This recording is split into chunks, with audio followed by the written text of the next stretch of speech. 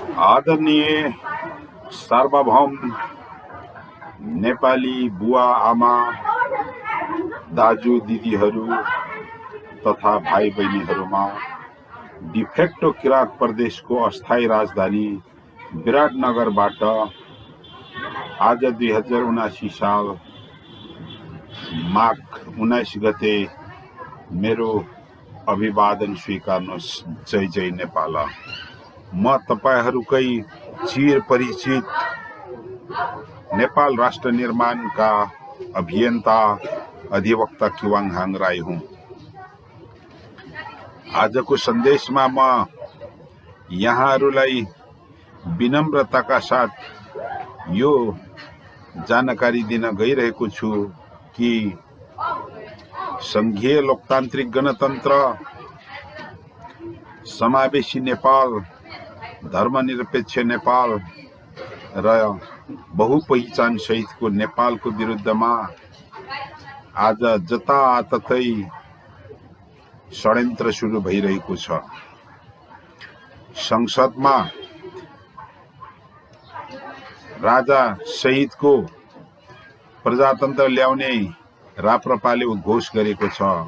राप्रपाबाट प्रतिनिधित्व गर्ने कानुन मन्त्रीले नै संघीयता खारिज गर्ने आवाज उठाएर गम्भीर राजनैतिक दुर्घटना निम्ताएको अवस्था छ भने जताततै संघीय लोकतान्त्रिक गणतन्त्रको विरुद्धमा षड्यन्त्र भइरहेको छ। हालै कानुन मिचेर जोर जबरजस्ती ठूलो स्वरको आधारमा जनताहरूलाई दिग्भ्रमित बनाई राजनीतिमा आएका व्यक्तिको नागरिकता खारिज भइसकेपछि उहाँका अन्ध समर्थकहरूले सडक तताइरहेको अवस्था छ। एउटा निहित व्यक्तिको वास्तविकता नबुझी यसरी विरोध गर्नु एकातर्फ अज्ञानता, एकातिर अशान्ति निम्ताउनुको साथै विद्यमान शासन व्यवस्थामा माथि नै गम्भीर प्रहार हो। अर्कोतर्फ व्यापारी अरबपति भनेर चिनिएका दुर्गा प्रसाईले हालै एउटा प्रेस सम्मेलनमा गरेर राजा फर्काउनका लागि, संघीयता खारिज गर्नका लागि फागुन 1 गते मेचीबाट पूर्व राजा, पूर्व युवराज, पूर्व अधिराज कुमार, पूर्व विभिन्न विशेषताले सम्बोधित व्यक्तिहरूलाई समेत समावेश गरेर आन्दोलन आह्वान गरेका छन्। उनको त्यो प्रेस विज्ञप्तिमा उनले रवि लामिछानेको विषयमा बोलेका छन्।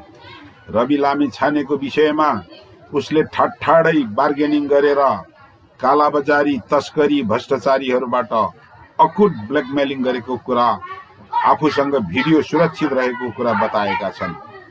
यो तथ्य हो। रवि लामिछानेकै विषयमा अन्धभक्त तथा सारा नेपालीले बुझ्नुपर्ने कुरा, सर्वमान्य सिद्धान्त, डाइङ डिक्लेरेसन, मृत्युकालीन घोषणा सत्य हुन्छ। त्यो मृत्युवरण गर्न लागेको व्यक्तिले मृत्यु अघि सत्य कुरा बोलेर सत्य उजागर गरेर जान्छन् भन्ने कुरा गरेका छन्। रवि लामिछानेले करोडौं करोड ब्ल्याकमेल गरेर रकम वसुलेको कुरा पत्रकार शालिग्राम पुरासैनीले आत्महत्या गर्नुभन्दा अगाडि व्यक्त गरेका छन्। यद्यपि उसको आत्महत्याको रहस्य नै रह्यो। त्यसैले बाँच्नुपर्छ, बाँचे दुनिया देख्न पाइन्छ। शालिग्राम पुरासैनी आज भइदिएको भालीकी सप्रमाण कतिपय कुराहरू निकाल्थे, तर पनि तत्कालीन सञ्चार माध्यमबाट आएको चौधरी ग्रुपको घडी कम्पनीबाट उसले करोडौं असुल गरेको, यता पूर्वतिर चिसाङ खोलाको गिटी बालुवाको खुब भण्डाफोर गरे, प्रसारण गरे, रिपोर्ट निकाले। अन्तमा त्यहाँ 10 लाख रुपियाँ कर्सर उद्योगहरूले हातमा हालिदिइसकेपछि त्यसको रेकर्ड डिलिट गरेको व्यक्तिहरू अझै पनि भेट्न पाइन्छ भने रवि लामिछाने फाउन्डेसन खडा गरेर उसले कति रकम असुल गरे त्यो अपारदर्शी छ। ती रकमहरू कति सदुपयोग भए, जनताको मन जितेर उठाएका चन्दा र सहयोग राशिहरूको पनि त पारदर्शिता हुनुपर्छ होला नि। गृहमन्त्री तथा उपप्रधानमन्त्री भएको 10 दिन नबित्दै रवि फाउन्डेसनको नाममा 4 करोड रुपियाँ राज्यबाट निकासा गरेका छन्। जब उसको नागरिकता खारिज भयो, आफू अनागरिक भएको भन्ने रोष प्रकट पनि गरेका छन्। भोलिपल्ट नागरिकता लिएको भन्ने कुरा छ। कानुन सबैले पालना गर्नुपर्छ। अझ राजनीति गर्छु, अझ देश बनाउँछु, अझ राज्य सत्तामा बसेर परिवर्तन गर्छु भन्ने मान्छेले कानुन मान्नुपर्छ भन्ने कुराको लेसन अब रवि लामिछानेले लिइसकेका छन्। अब रवि लामिछानेको विषयमा मैले तत्कालै उसले राष्ट्रिय स्वतन्त्र पार्टी घोषणा गरेको भोलिपल्ट मैले कमेन्ट गरेको थिएँ। उसले तत्कालीन जल्दो बल्दो ज्वलन्त विषय एमसीसी र एसपीपी को बारेमा एक शब्द बोलेनन्। किन बोलेनन् भन्ने मैले प्रश्न उठाएका थिएँ। त्यसरी नै सारा जातीय विभेदबाट तडपिएका नेपालीहरूलाई संघीयता र समावेशिताको मार्फतबाट परिवर्तन ल्याएर लोकतान्त्रिक गणतन्त्र ल्याउने नेकपा माओवादी, त्यसको नेता प्रचण्ड नै हो। प्रचण्डसँग प्रश्न छ भनेर चुनौती गरे, तर तत्कालीन प्रधानमन्त्री जो अकुट भ्रष्टाचारी थिए उसको बारेमा कुनै प्रश्न उठाएनन्। यस प्रकारले यो देशमा राज्य सत्ताको सहभागिताको हिसाबले राज्य सत्ताले प्रदान गरि नसकेको पहिचानको विषयमा विभेदमा परेका जनताहरूको हितमा आएको संघीय लोकतान्त्रिक गणतन्त्र नेपालको विरुद्धमा क्रियाशील रहेर ग्रान्ड डिजाइन बनाएर फेरि मुठ्ठीभर सम्भ्रान्त वर्गको एकाध जाति समूहको पनि एकाल गुटलाई राज्य सत्ता कब्जा गर्ने र हालिमुहाली गर्ने, सारा विभेदमा परेको राष्ट्रको मूल प्रवाहमा, राज्यको मूल प्रवाहमा, विकासको मूल प्रवाहमा राज्य सत्ताको सहभागिताको दृष्टिकोणले विभेदमा परेका पिछडिएका सीमान्तकृत सम्पूर्ण देशवासीको हित विपरीत मुठ्ठीभर सम्भ्रान्त वर्गले मात्र शासन गर्न पाउनुपर्छ भन्ने हिसाबले संघीय लोकतान्त्रिक गणतन्त्रको विरुद्धमा आएका राष्ट्रिय स्वतन्त्र पार्टी, उसका नेता राष्ट्रिय प्रजातन्त्र पार्टी र वामपन्थीकै खोल ओरेर भित्रै संघीय लोकतान्त्रिक गणतन्त्रको विरुद्धमा क्रियाशील रहने सम्पूर्ण शक्तिहरूको विरुद्धमा संघीय लोकतान्त्रिक गणतन्त्रको पक्षमा सारा देशवासी, सारा जात जाति एकबद्ध हुनुपर्ने, गोलबन्द हुनुपर्ने आजको अवस्था हो। मेरो निवेदन गराइ यही हो। दुर्गा प्रसाईजीले 2-4 कुरा गम्भीर राष्ट्र विरोधी कुराहरू आफ्ना प्रेस सम्मेलनमा गरेका छन्। पूर्व युवराज पारस समेतलाई उपस्थित गराएर संघीयता खारिज गर्ने आन्दोलनमा उत्रिने, विश्वभरि रहेका नेपालीहरूले पठाउने रेपिटेन्स रोकेर देशलाई टाट पल्टाउने, यस्ता जस्ता गम्भीर कुराहरू गरेका छन्। अब देशका उद्योग व्यापारीहरूले आत्महत्या गर्नेछन् भन्ने समेत उद्घोष गरे। त्यसको केही दिनमै प्रेम आचार्यले आत्मदाह गरेका छन्। त्यसरी नै हिजो बागलुङमा अर्को व्यक्तिले आत्मदाहको प्रयास गरेका छन्। यसरी एकातर्फ जनतालाई वितृष्ण आत्मदाह र आत्महत्या गर्ने उक्साहट गरेका छन्। यो आत्महत्याको दुष्प्रयास हो कि होइन, आत्महत्याको दुरोत्साहन हो कि होइन, राज्य सत्ताले, कानुन पालना गर्ने व्यक्तिहरूले, नेपाल प्रहरीले, सरकारी वकिल कार्यालयहरूले तथा स्थानीय प्रशासनका जिम्मेवार व्यक्तिहरूले यसमाथि चुप लागेर बस्नु पर्ने हो कि नपर्ने हो। यी कुराहरू आमूल कुराहरू छन्। खास गरेर यो राष्ट्र निर्माण गर्ने पृथ्वीनारायण शाहले आफ्नो शासन कार्यशैली संघीयतामा सञ्चालन गरेको देखिन्छ। काठमाडौँ पश्चिमका 4वटा राज्यलाई पूर्ण अधिकार र 13वटा राज्यलाई अर्ध राज्यको अधिकार दिएर पूर्वमा अरुणवारीलाई किपट प्रथा र अरुण पश्चिमका व्यक्तिहरूलाई वीरता र जिम्मावाल प्रथा दिएर राज्यको अधिकार त्यही सुम्पेर इतिहासको आधारमा, राजनैतिक इतिहासको आधारमा, सभ्यताको आधारमा आफू नेपालमा गाभिसकेका तत्कालीन किराँत राज्यहरूलाई वल्लो किराँत प्रदेश, माझ किराँत प्रदेश, पल्लो किराँत प्रदेश भनेर विभाजन गरेका छन् र पल्लो किराँत, माझ किराँत र वल्लो किराँततर्फ जिम्मावाल प्रथाबाट, वीरता प्रथाबाट राज्यको अधिकार दिएर कर असुली, मुद्दा मामिला हेर्ने जिम्मेवारी दिएका थिए।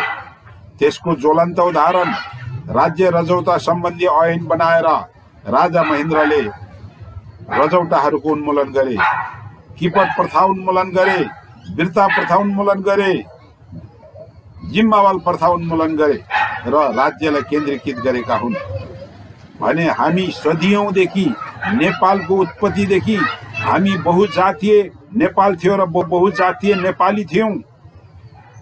प्रकारान्तरमा आबिर वंशी, गोपाल वंशी, किराँत वंशी, लिच्छवी वंशी, मल्ल वंशी हुँदै शाही शासनकालमा समेत लामो समय संघीयतामा चलेको देशलाई राजा महेन्द्रले 2018 सालमा आएर एकात्मक व्यवस्था गरेका हुन्।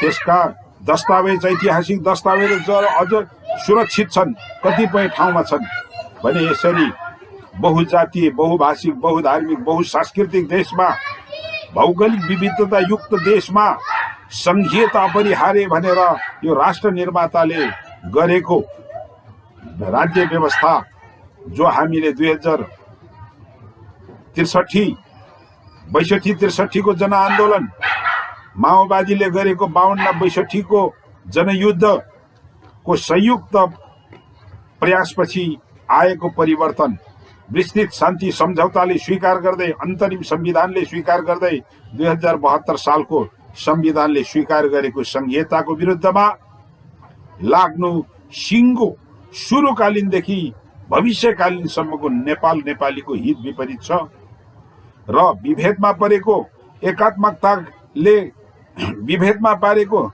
राज्यको मूल प्रवाहमा नआएका सबै जात जाति, आदिवासी जनजाति, मधेसी, मूलवासी, विभिन्न क्षेत्रका आर्य खस जाति समेतको लागि यो संघीयता हो। आज जो संघीयताको विरुद्धमा अघि मैले उल्लेख गरेका राजनीतिक पार्टीहरू र व्यक्तिहरूले उद्घोष गरेका छन्, त्यो भनेको मुठ्ठीभर सामन्त, मुठ्ठीभर सम्भ्रान्त, मुठ्ठीभर आफूलाई बौद्धिक ठान्ने जातिको पनि मुठ्ठीभर समूहले राज्य गर्ने षड्यन्त्र हो। त्यसैले सारा नेपाली बुवा आमा, दाजुभाइ, दिदीबहिनीहरूमा म विनम्र अनुरोध गर्दछु, संघीय लोकतान्त्रिक गणतन्त्र नेपाल, समावेशी नेपालको पक्षमा गोलबन्द हौं। हामी फागुन 1 गते नै मेची पुलमा गरेर हामीले संघीय लोकतान्त्रिक गणतन्त्रलाई सुदृढ गर्दै सबै जात जातिको पहिचान पनि राज्यबाट प्राप्त गर्ने अभियानमा लागौं। केही समय दुर्गा प्रसाईको अभियान अगाडि बढोस्, त्यसपछि सँगसँगै हामी हाम्रो संघीय लोकतान्त्रिक गणतन्त्रको अभियान त्यहाँबाट जारी गरौं भन्ने म आह्वान गर्न चाहन्छु। यसै सन्दर्भमा डिफेक्टो किराँत प्रदेशको अस्थायी राजधानीबाट बोल्ने क्रममा 1 नम्बर प्रदेशको नामाकरण अझै हुन सकेको अवस्था छैन। नयाँ दोस्रो प्रदेश सभाको निर्वाचन सम्पन्न भएर प्रदेश सभा गठन भइसकेको अवस्था हो र प्रदेश सरकार गठन भइसकेको अवस्था हो। सम्पूर्ण प्रदेश सभाका माननीय सदस्यज्यूहरूलाई निर्वाचित हुनुभएकोमा, कतिपय पुनर्निर्वाचित हुनुभयो, सबैलाई एकमुष्ट बधाई तथा कार्यकाल सुवर्ण बनाउनको लागि शुभकामना टक्राउँछु। मुख्यमन्त्रीज्यू लगायत मन्त्रीमण्डल गठन भइसकेको छ। मन्त्रीमण्डलले विकास कार्यहरू त गर्नै पर्ने हुन्छ। राज्यको पुनर्संरचना गर्ने क्रममा हाम्रो प्रदेशको नामाकरण बाँकी छ। त्यो पहिलो प्राथमिकतामा राख्नु हुने नै छ। तपाईहरुको एजेन्डा नै हुनुहुनेछ। त्यसको लागि पहिचानका 5 आधारमा 1 नम्बर प्रदेशको नामाकरण गर्नु हुनेछ भन्ने कुरा म निवेदन गर्न चाहन्छु। यस क्रममा भन्नुपर्दा देवताहरूको देवता महादेव, देवोका देव महादेव को स्वरूप किरात स्वरूप पनि हो भनेर हिन्दू धर्म ग्रन्थहरूमा लेखिएको छ। किरात अर्जुनीय महाभारत हेर्नुहुन्छ भने त्यहाँ किरात र अर्जुनको लडाई भइसकेपछि, अर्जुन परास्त भइसकेपछि श्री कृष्णले ए पार्थ, तिमी यति पनि ज्ञान छैन, तिमीलाई हराउन सक्ने व्यक्ति केवल 2 व्यक्ति हुन्, एउटा म र एउटा महादेव। तिमी यति पनि बुझ्दैनौ र महादेव किराती रूपी महादेवसँग लडाई गर्यौ, तिमी प्रणाम गर भनेपछि किरात रूपी महादेवलाई दर्शन गरेर पाशुपतास्त्र चाहिँ के अरे शास्त्र लिएको विदिँदैछ। हिन्दू धर्मका 3 देवताहरू ब्रह्मा, विष्णु र महेश अर्थात् महादेव मध्ये यदि महादेवलाई माइनस गर्ने हो भने आर्य सभ्यता कम्प्लिट हुँदैन र त्यो महादेव किराती थिए भन्ने कुरा स्वयं सिद्ध भएको हुनाले आर्य सभ्यता किरात सभ्यताबाट आएको, किरात सभ्यता नै आर्य सभ्यताको स्रोत हो भन्ने कुरा यहाँहरूलाई म निवेदन गर्न चाहन्छु, जानकारी गराउन चाहन्छु। यसको साथै राजनैतिक पृष्ठभूमि, सभ्यताको पृष्ठभूमि, भूगोलको पृष्ठभूमिमा 1 नम्बर प्रदेश डिफेक्टो किरात प्रदेश हो। अहिले अरुण पूर्वतिर लागौं, त्यहाँका सारा आर्य समुदायका बुवा आमाहरू भन्छन् हामी त पल्लो किरातवासी, पल्लो किराती हौं, सभ्यताले हामी किरात हौं, जातले ब्राह्मण क्षेत्री भए पनि सभ्यताले हामी किरात हौं भनेर गौरव गर्छन्। तपाई बीचमा जानुस्, अरुण पश्चिम भोजपुर खोटाङतिर जानुस्, त्यहाँका विद्वत ब्राह्मणहरूले आफूलाई सगौरव माछ किरातमा जन्मेर माछ किराती हुँ, सभ्यताले भूगोलले हामी किराती हौं भन्नुहुन्छ। पल्लो किरातको त्यस्तै कथा छ। 1 नम्बर प्रदेशले पल्लो किरातको सिमानालाई ग्रहण गर्दैन। यस प्रकारले माझ किरात र पल्लो किरातको भूमिलाई सभ्यताको आधारमा, राजनैतिक पृष्ठभूमिको आधारमा, भूगोलको आधारमा र जातीय जनसङ्ख्याको आधारमा पनि किरात प्रदेश भनेर नामाकरण गर्न म विनम्र अनुरोध गर्दछु। यो भनेको सुनौलो नेपाल निर्माण गर्न नेपाल राष्ट्र निर्माण प्रक्रियाको अभिन्न अंग हो।